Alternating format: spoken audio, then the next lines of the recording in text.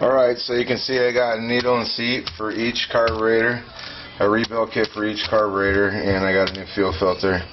The carburetor, as you can see, is completely torn apart. I have all the jets out of it. I've blown out all the chambers inside each carburetor, removed the check valve that goes here. I just used my air hose here and just go into every compartment where the jets go and just blow them out. Make sure that there's no clogged passages, needle and where the idle circuit and the main jet circuit adjustments are. I've blown off all the any little nick and crevice I can get to, and I already did this one, so I just showing you what I did. Make sure that everything moves clearly, nice and easy. There's no restrictions. It opens and closes super nice. Everything's cleaned out really nice. So I've got all the screws, everything clean. We're getting ready to put the new valve on. I'll be opening up a kit here in a second, and we'll go through a rebuild. Every kit's getting a new needle and seat. Every kit's getting all new gaskets, like I said. And so this is the process I go through. These have been soaking for over a week, basically, in diesel fuel, which is a lubricant, and it's a detergent slash lubricant, so it cleans and lubricates. Alright, so this is going to be just a quick video. I've already blew out everything, cleaned everything. This is the final carburetor. So we're going to go ahead and we're going to put in our needle and seat, and what we'll do is start with just the seat part. We'll take a little 2-stroke oil and just put a little bit of oil around the seal and drop it in there, and you just wiggle back and forth real gently. You can give it a little bit of pressure sometimes, but there. And just covering everything up. Am I? Sorry. Anyway, that's in now because I wiggled it in and out and popped it. And then there's this little metal plate here. This holds it in. Pop that in. Here's a screw. Put this in. And get that in. I'll use a better screwdriver that'll really grab it. What I'll do is I'll drive it all the way down just to make sure the seat is down. Then I'll loosen the screw back up again just to make sure. Now I'll go back down again. Make sure it's nice and snug. That'll be it. Now you take your needle here, and it really doesn't matter which direction, but I like to put it with the little nipples facing towards the arm, like that. Also, actually, something I just forgot to do, I like to put a little bit of that oil on the tip of the seat. That way it doesn't stick, so you can go ahead and just dab it in there and then drop it in. It gives you a little bit of lubricant on it. Okay, now I need to get my jets back in. This is my my idle jet, just a little one there, and then here's my bigger jet that goes in the big area here, just like that. And I'll use a little pocket screwdriver for the little one. Make sure I get it started right. It'll stop all the way. Let's give it a little tug and get the bigger screwdriver for the bigger jet. Go ahead and drive it in.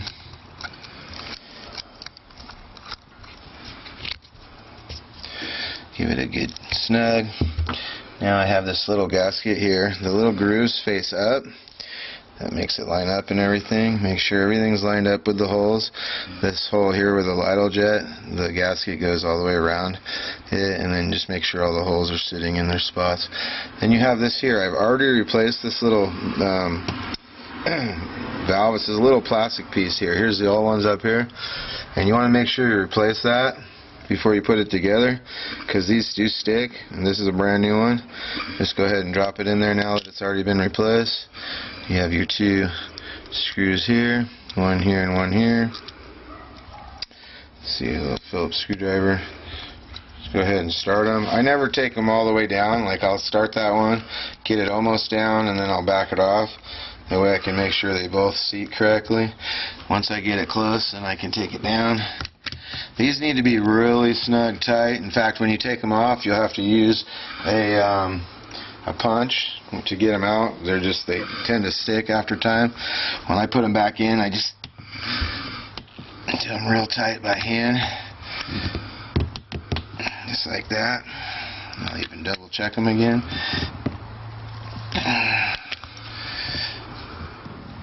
Okay, then when I'm done with that, the next step, you have a pin here, you have your needle and seat deal here, you got a screw here, and you got your spring.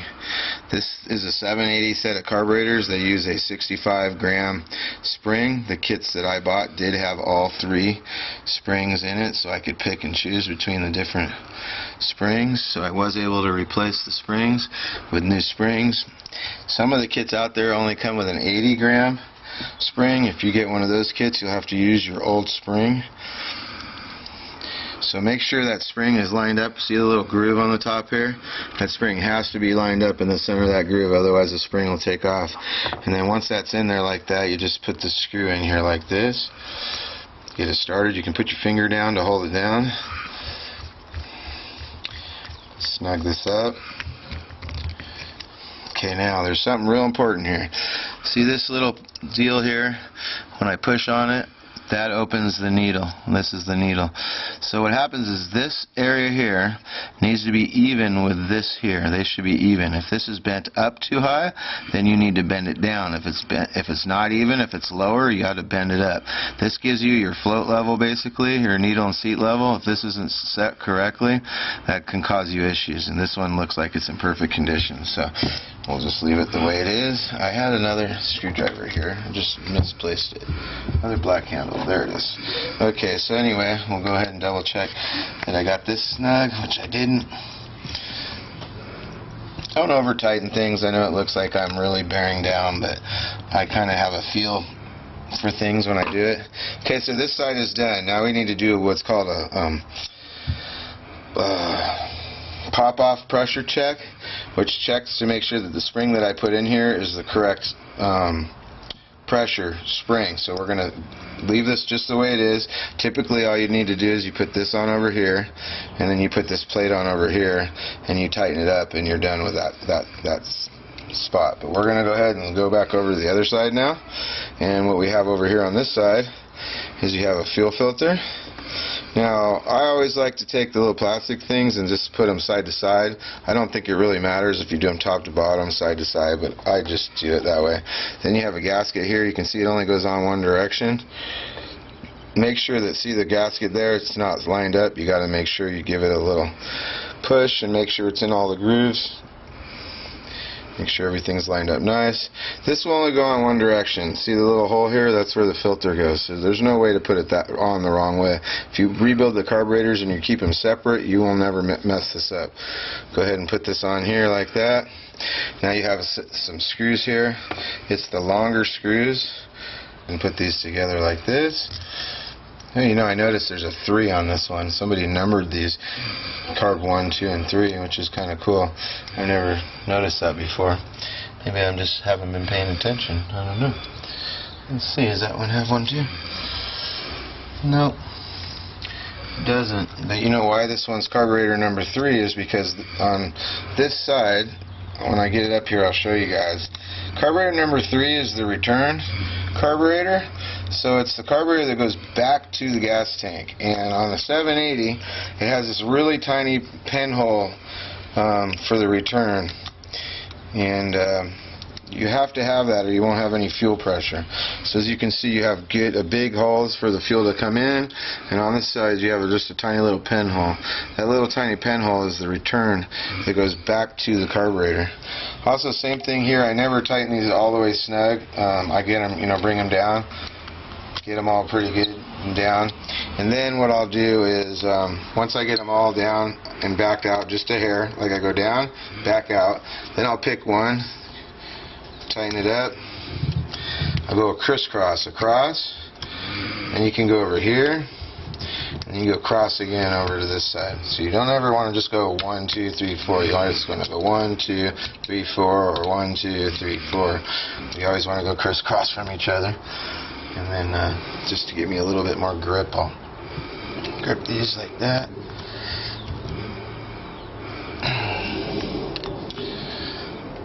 Now, the high and low screws, I've already put the new O-rings on them, and this one is your idle. It's got the so it's your low, L for low, idle, and this is your high.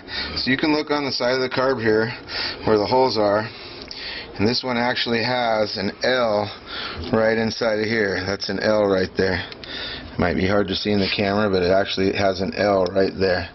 And then on the other side, so that will be your low, which will be your big one, and then on this side there's an H right here. See the H right there? That's high. And that's how you know which one goes where.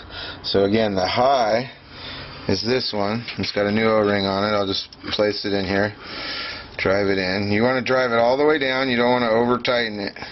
Just want to bring it all the way until it stops. You don't want to over tighten it. You can damage the seat.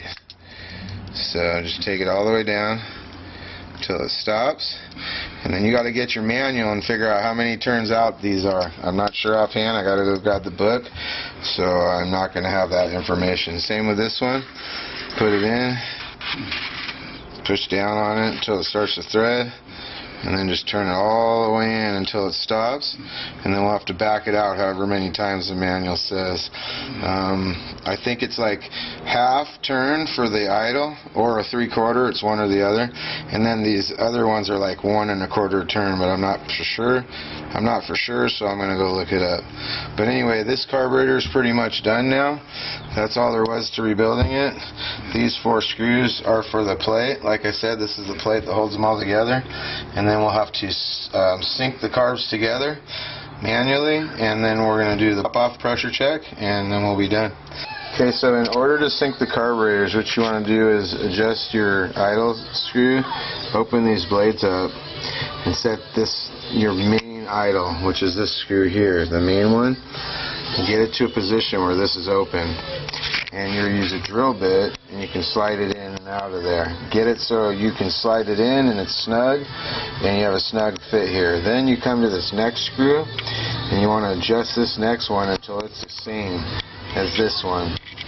So you start with the main throttle cable side, where your throttle cable hooks, and you adjust the idle so you can slide this up and down.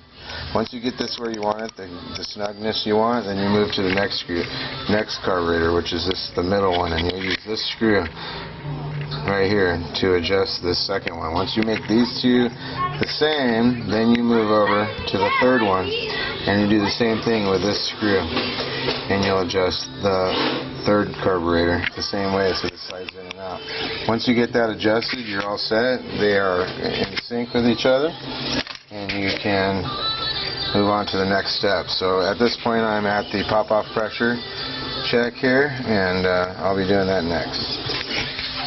Alright, so I'm going to be teaching you how to do a pop-off pressure check on these SBN Mikuni carburetors. We just finished doing a rebuild. We replaced all the springs in them with 65-gram springs, and we should be getting a pressure of 18 psi in each one. Now, if you look here, this is the needle and seat under here. There's a spring under here. And when you push down on that, that needle pops up. This area of the arm here should be flush with this part of the body. So you have your needle and seat here. You have the spring under here, and then this is where the this should be flush right between this part of the body here and here. What you can do is to make sure the needle and seat has plenty of lubrication. You can take some WD-40. What you want to do is prop these up like this so that they don't lean over and the fluid doesn't leak out. And you can fill this area with some WD-40. Now I'm using this Super Tech lubricant. It's kind of like the WD replacement. You can buy it at Walmart. It's pretty inexpensive. And the way you want to do this to start out with is you want to turn this over. Now these are your fuel inlet. This is fuel inlet. This is a return line. The return line in this case runs through this carburetor and through this carburetor and out the back. So this is just one function all the way out of the carburetor and back to the fuel tank. Okay, so you have a fuel inlet here, a fuel inlet here, and a fuel inlet here. In every situation, when you're pressurizing the carburetor to check the pop-off pressure, what you want to do is hook a pump to the fuel inlet, because that's where fuel pressure goes in. So we're going to put air in there, and we need to block off the return line. So in this case, what I'll do is I'll take these special pliers that I have. They're made for things like this. Let me see if I can get this on with one hand here.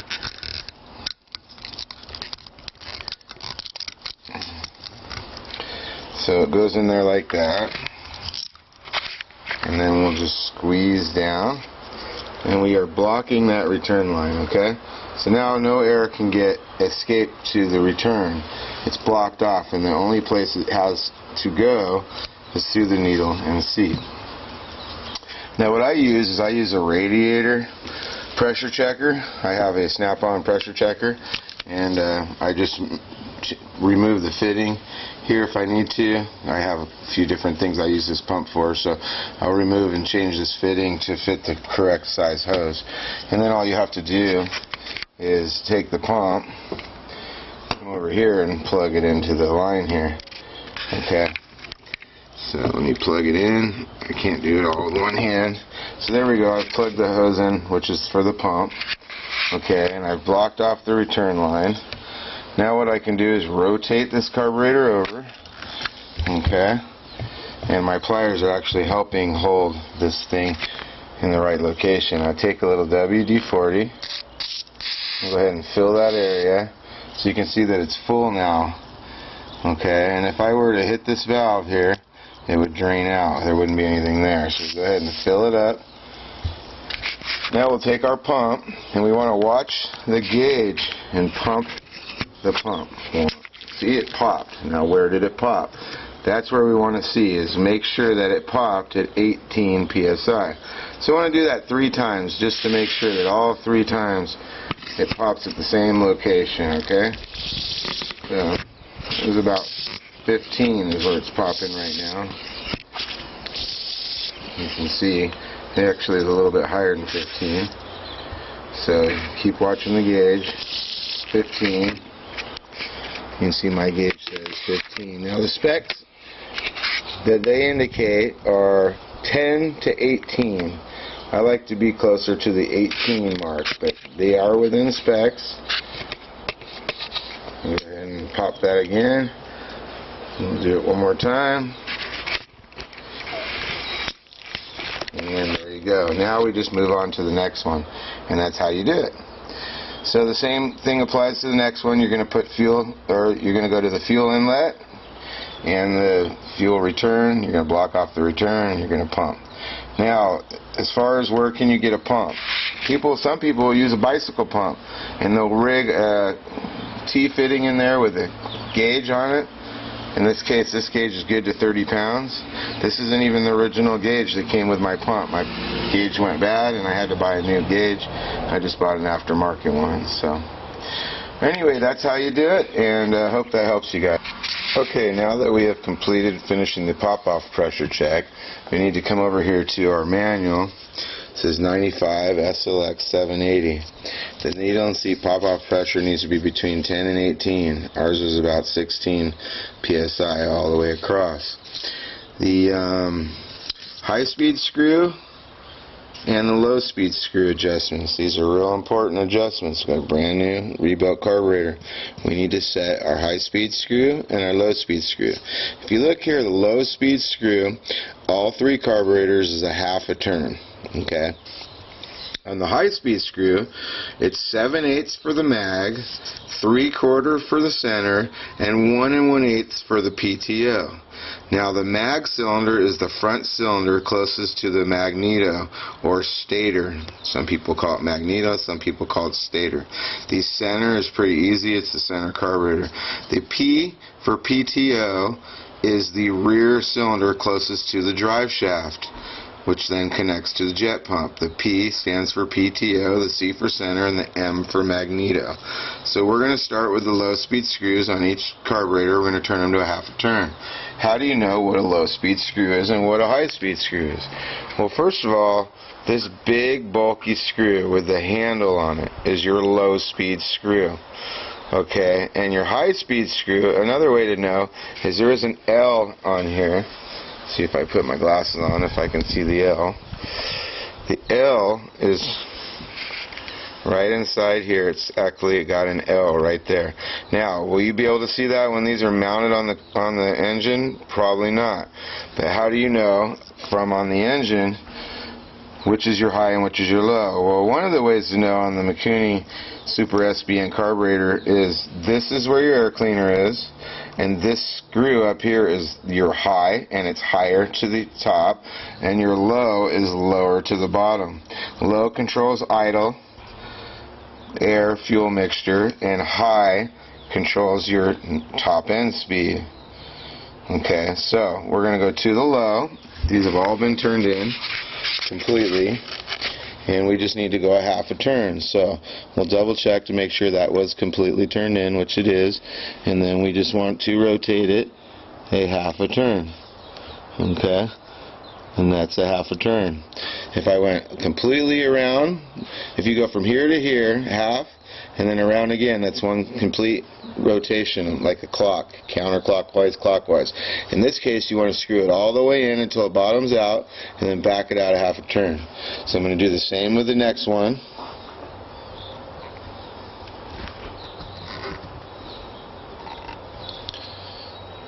And the same with the next one. Okay.